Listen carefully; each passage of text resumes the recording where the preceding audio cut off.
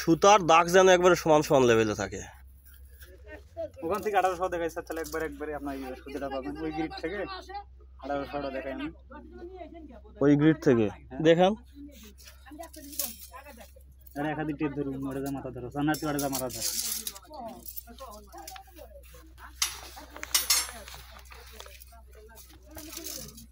একবারে দাগ সেন্টারে ধরিস না।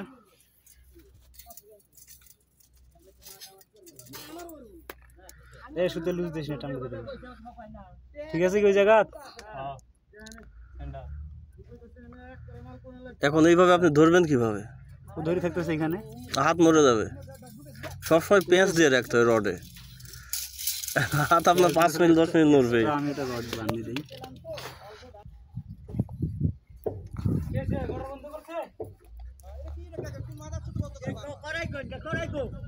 এটা 2000 বাই 2000 মিটার, 2000 বাই 2000 মিলিমিটার কলামের সাইজ।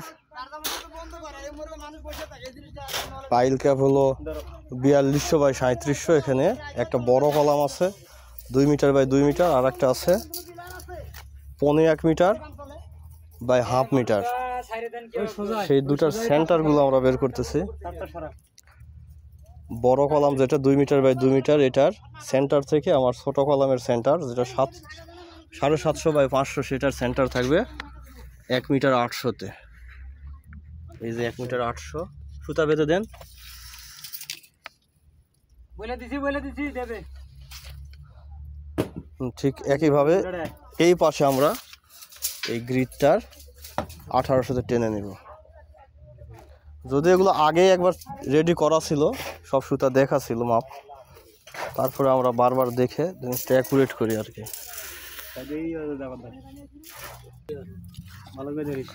সোজা টেপ যেন সোজা থাকে, বাঁকা থাকলে কিন্তু মেজারমেন্ট কম বেশি হবে, ঠিক না? এখানে ধরছেন কোথায়?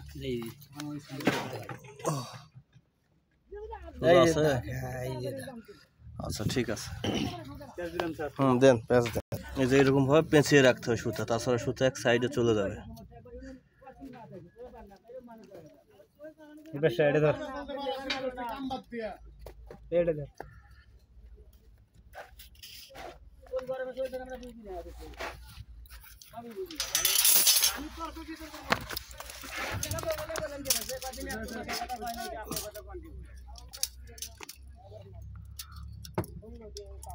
ওইদিকে কত আছে? 350 আছে।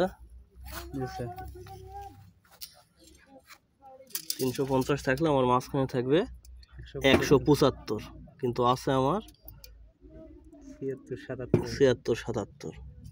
ঠিক আছে, হবে। 2 মিলি কম বেশি আছে, বিষয় না, এটা হবে। আগে একবার তো দেখছি স্যার, আবার দেখে নিচ্ছি। 2-3 বার দেখলে আর পরে রিং বেশি চেক দেওয়াতে কোনো ঝামেলা হয় না। স্যার এটা সেন্টারটা আমি দেখাতে পারতেছিলাম, এখানে যে সেন্টার টানিয়ে রাখছিলাম, এখান থেকে দেখলাম। আচ্ছা দেখান।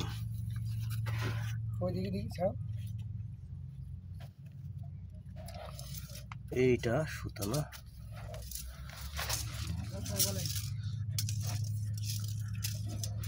আরে মাঝখান দিয়ে ধরেন, মাঝখান দিয়ে তো আপনার ফাঁকা আছে। আপনার ভিডিও হ্যাঁ, টেপ সোজা করেন, একটু এদিকে আসবে। 750 না, 600 রিং আছে স্যার, একটু বেশি আছে, 2 মিলি বেশি আছে। আর একটু এদিকে নেন তো হাত। 2-1 মিলি একটু আছে, ঠিক আছে।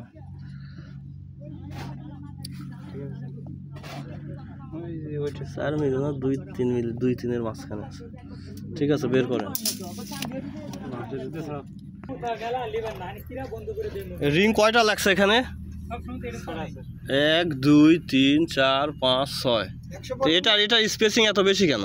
এটা আমি যে ভিতরে দাঁড়াইছিলাম, তো দাঁড়াই রিং ঢুকাইছিলাম, যখন দাঁড়া অবস্থায় একটা বান দিয়ে রাখছিলাম, বানটা ওই অবস্থায় বান। দেখেন তো এটা কত আছে? 150-200 হবে তো এটা। 140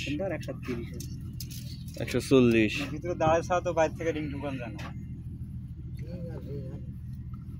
আর পকেট রিং কয়টা আছে এক লাইনে? 1 2 3 4 5 6 না মাঝখানে একটা আছে 120।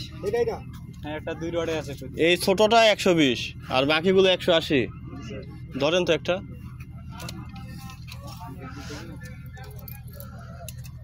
180 হবে। রড কয় পিস দিছেন? 120 দাও। গুনলে 100 পিস পাওয়া যাবে?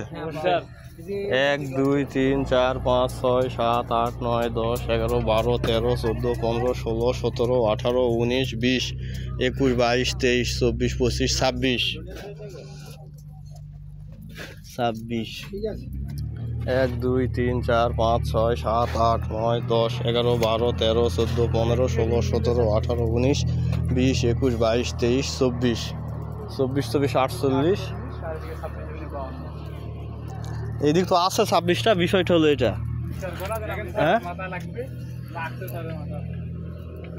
লাগে 1 2 3 4 5 6 7 8 9 10 11 12 13 14 15 16 17 18 19 20 আর 20 21 2 3 4 5।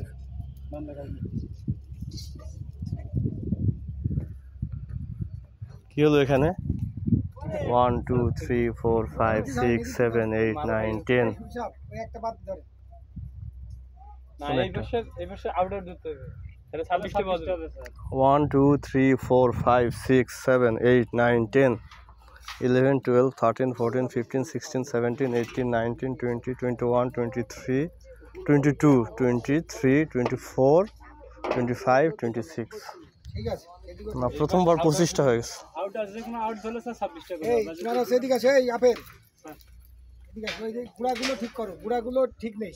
1 2 3 4 5 6 7 8 9 10 11 12 13 14 15 16 17 18 19 20 21 22 23 24 25। ঠিক আছে 5 কেন 24 হবে না? আপনি মাথাটা সহ ধরছেন স্যার। আমার ধরছেন স্যার, আমার কর্নারটা ও। সহ ধরছেন। এই যে একটা যদি মাঝখান 2 নাম্বারটা থেকে শুরু করেন তাহলে 24টা করে হবে। এই মাঝখানে একটা মাঝে মাঝে গ্যাপ দিয়ে একটু বান দিয়ে দিলে যখন আপনি কনক্রিট পড়ে না ওই গ্যাপটা যে ইয়ে হয়ে যদি যায়। আবার আমি ভিতরে ঢুকি তাহলে রিংয়ে পাড়া দিলে এই যে রিংগুলো নামে যায়। আর আমি তো আচ্ছা এরপর থেকে এই কাজটা করবেন, সবগুলো না দিলে গ্যাপে গ্যাপে লেয়ার বাই লেয়ার। ধরেন যে এটা যখন দিলেন ওটার বানটা দিয়ে দিলেন। ভিতরে তো সব দাঁড়ালে পাড় হোক না, আর এগুলো যদি পাড়া দেয় না তো সবগুলো নিচে নেমে যায়, এক জায়গায় জড়ো হয়ে যায়। গ্যাপ একটা কাজ করতে স্পেসটা পারো। বেশি না। ভিতরে যখন ভাত কি ভিতর থেকে দাও না বাইরে থেকে? না বাড়ি থেকে বান দিছে সাইড জায়গায় তুমি সাইডটা হুক ব্যবহার করো। মানে ভিতরে এই যে এরকম যাতে খারাপ হয়, ওই জালিটা যদি যখন ঢালাই করে না বুঝছি। ট্যাপ ট্যাপ যেন না খায়। ঠিক আছে ইউ মানে দিয়ে দিলে হবে। আমি এই সাইডটা ইউ মানে যদি দিয়ে দিতে চারদিকে তাহলে জারির উপর দাঁড়াইলে আর ইয়ে হবে না।